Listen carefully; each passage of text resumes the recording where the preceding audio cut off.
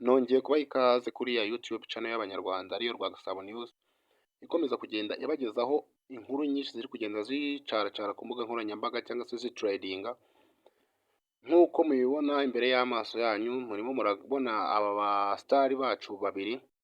Wakwibaza uti ese bifu zabo zatangiye ryari cyangwa se bifu zabo ziteye zite? Nk'uko mubibona murimo murabona umugabo Bruce Melody, turihangana turagerageza gukoresha amazina yabo banditse bamenyekanyeho.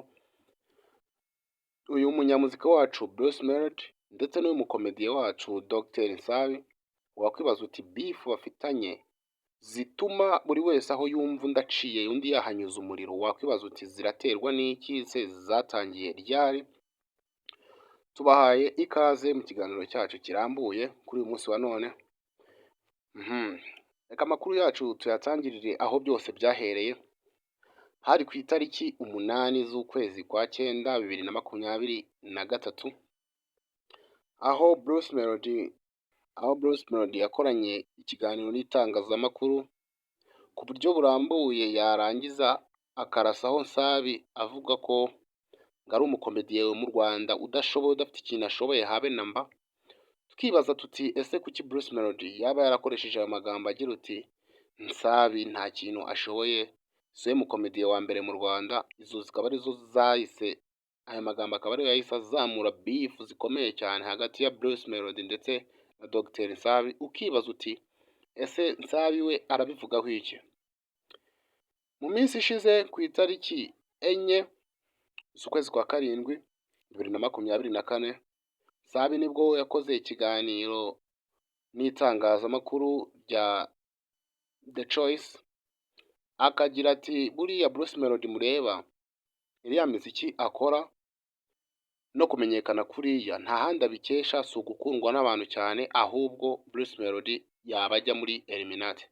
Tukibaza tuti ese izi bifu z'aba sitari bacu batangiye kugirana, ukibaza uti umuririmbyi nyarwanda eske n'umukomediye, wakwibaza uti bagirana bifu gute kandi nta hantu muri industry bahurira, byibura ngo biba aricyo kintu cya mbere kibitera kibahuza, wenda bahurire muri ibyo bintu, bahurire muri label cyangwa se bahurire muri studio, babashe kuba bacyocyorana, byibura ibyo biba byavamo bifu.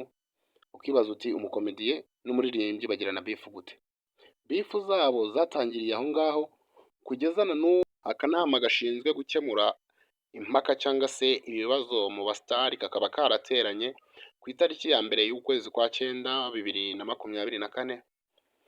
Muri iyo nama hakaba haravuyemo imyanzuro iteye itya ku mpande zombi, bakagira bati impamvu Bruce Melody yatanze agaragaza impamvu yaba yaravuze ariya magambo, akaba yaravuze ko ayo magambo yayakoresheje mu buryo bwo kwiryohereza ikiganiro yari agiranye n'abanyamakuru, bityo akaba yarayakoresheje nawe ubwe bitamuturutseho cyangwa se adakomeje, bikaba byari joke. Dr Nsabi we bamubaza ati kuki wowe wahisemo kwita ukoresha umujinya ugakoresha amagambo nk'ariya, ese wowe wabitewe n'iki? Wakagira uti jyewe nanga umuntu usuzugura, ati nanga umuntu usuzugura, bityo n'undi uwo ari we wese wabigerageza twahangana. Akagira uti jyewe iyo numvishe umuntu amvuze mwitaba karame kuko aba mpamagaye.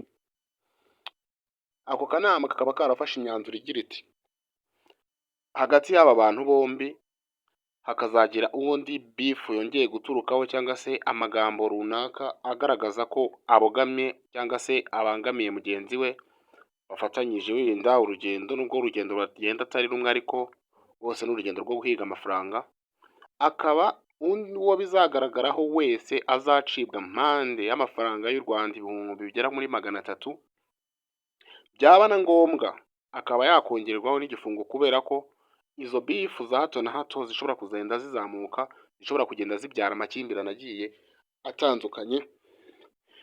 Mu bantu bari bitabiriye ako kanama hari harimo Betray, Bushari, Kevin ndetse na Riderman.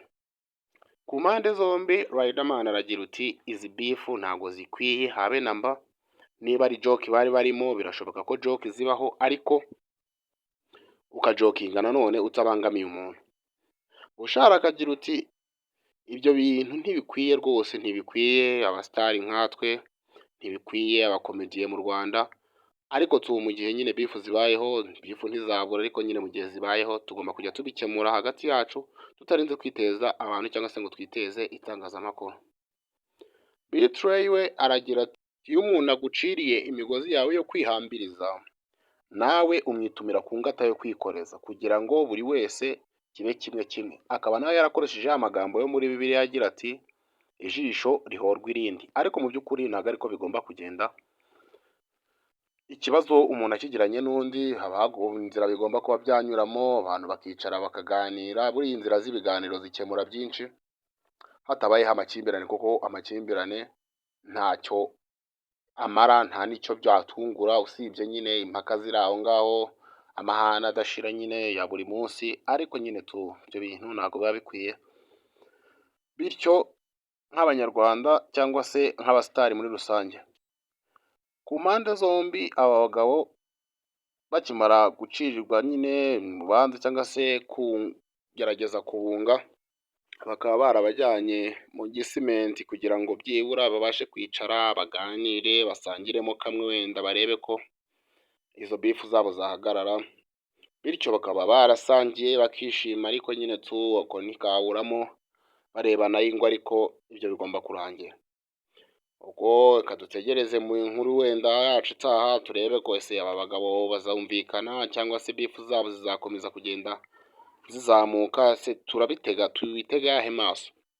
Twatekereza tuti reka dutegereze turebe niba wenda bifu zabo koko zirangiriye aho, cyangwa se zigiye kuzamuka ahubwo noneho kurushaho, tubashimira ku nkunga yanyu muba mwatanze mukitanga mukadutega amatwi, kugira ngo mubashe kugenda mumenya byinshi biri kugenda bicaracara cyangwa se bituredinga hirya no hino ku mbuga nkoranyambaga.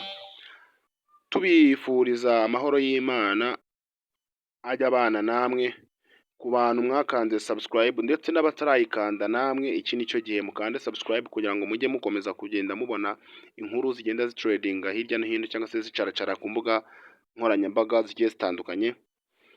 Tubifuriza amahoro y'Imana ajye abana namwe muri byose mukora, tubifurije amahoro n'ishya n'ihirwe, murakoze, turabakunda cyane. Hasta la vista.